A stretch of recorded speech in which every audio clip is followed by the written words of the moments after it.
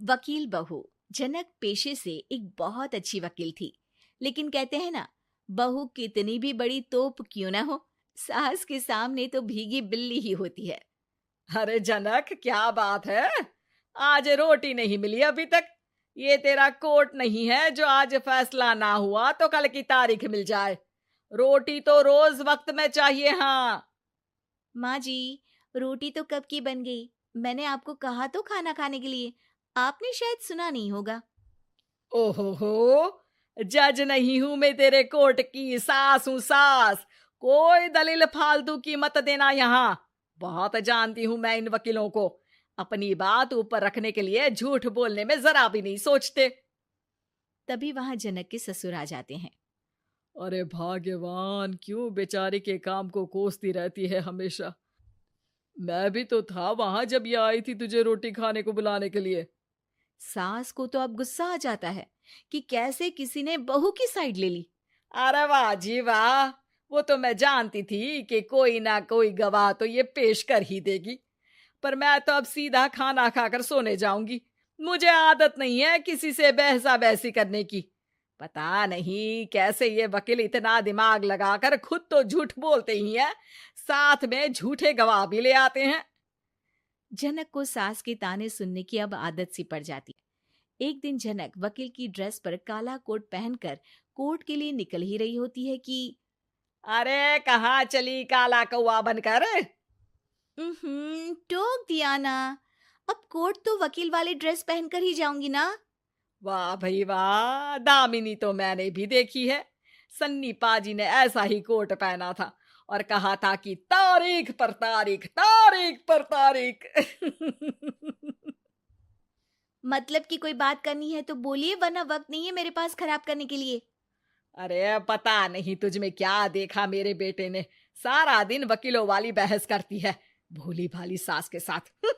अच्छा सुन, जो इतनी बहस मेरे आगे करती है ना, जरा अपने बॉस से कर ले, जो 1 साल भी ना हुए तेरी शादी को और काले कपड़े पहना दिए। अंदर जा और लाल कोट पहन कर आ, पता तो चले कि नई नवेली शादी हुई है। अरे माँ जी, कोर्ट में मेरा बॉस क्या करेगा? ये तो पूरे देश की ड्रेस है वकीलों के लिए।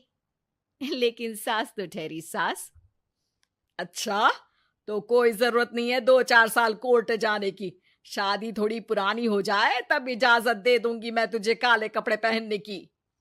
अब क्या था, मन मारकर जनक को लाल रंग का कोट पहनकर कोर्ट जाना पड़ता है। उसके जाने के बाद आहा, बढ़िया, ये पूरे देश की ड्रेस की बात करने वाली। अरे पहना दिया ना लाल कोट। अब सास आए दिन या तो जनक को उसके काम का ताना देती, या फिर उसका काम छुड़वा देने की धमकी। तंग आकर एक दिन जनक पति से कहती है, मैं सोच रही हूँ कि कोर्ट जाना बंद ही कर दूं। अरे क्यों यार, इतना अच्छा करियर है, क्यों छोड़ने की सोच रही हो? अरे लाल रंग का कोट पहनकर जाना पड़ता है। हर बात पर सास ताना देती है कि वकील तेज होते हैं, सवाल जवाब करते हैं, झूठी दलीलें देते हैं। अरे तो ठीक है ना, वो जो कहती है अपनी समझ से कहती है, लेकिन तुमको तो पता है ना कि सच्चाई क्या है। जनक को पति की बात से हौसला मिलता है कि तभी घर पर कुछ लोग आ जाते हैं। अरे आइए पंच साहब, कैसे आना हुआ? अरे भाई साहब, सुना है कि आपकी बहू वकील है। तभी वहां सास आ जाती है। हाँ है तो, लेकिन क्या हुआ? फिर कहीं बहस कराई क्या? अरे हम तो खुद दुखी है उसके व्यवहार से। अरे भाभी जी, आपको तो पूरा मोहल्ला जानता है कि आप कितना बोलती है। फिर हम यहाँ बहू रानी की कोई शिकायत नहीं, बल्कि अपनी परेशानी लेकर आए हैं। ससुर जी खुश हो जाते हैं। हाँ हाँ, मैं अभी बहू को बुलाता हूँ। जनक वहां आती है, सबको नमस्ते करके बैठ जाती है। बहू रानी, हमारे गांव में बड़ी मुसीबत आ गई है। अब तो पूरे गांव की जिम्मेदारी मानो तुम्हारे कंधों पर है। अरे ना ना, इससे तो घर की जिम्मेदारी पूरी नहीं होती, ये गांव की जिम्मेदारी क्या लेगी? भाभी जी, आप चुप हो जाओ। यहाँ पढ़े लिखे लोगों की बात हो रही है। आप जाओ, जरा रसोई से सबके लिए चाय लेकर आओ। मैं कॉफी लूंगी। हाँ हाँ, वकील साहिबा के लिए कॉफी। सास सर पैर सब पटक कर वहां से निकल जाती है।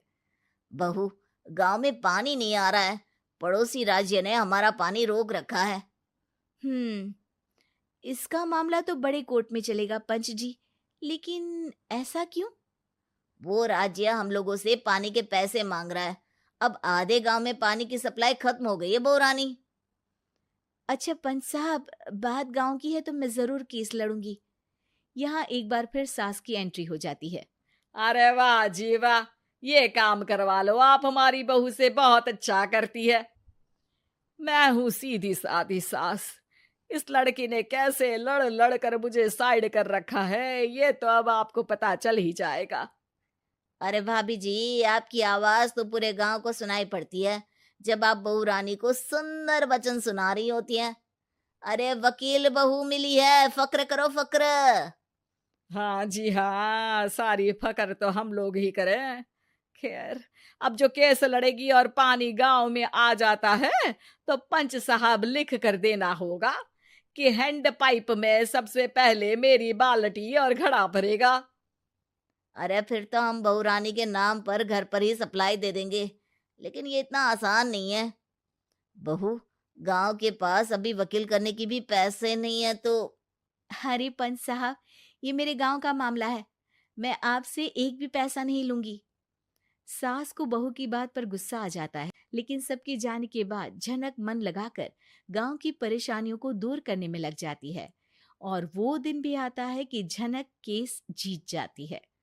अरे आज तो प्लम्बर आकर घर तक पाइप लगा गया है। खुश हो जाओ, मेरे कारण तुम लोगों को घर के अंदर ही पानी मिल जाएगा।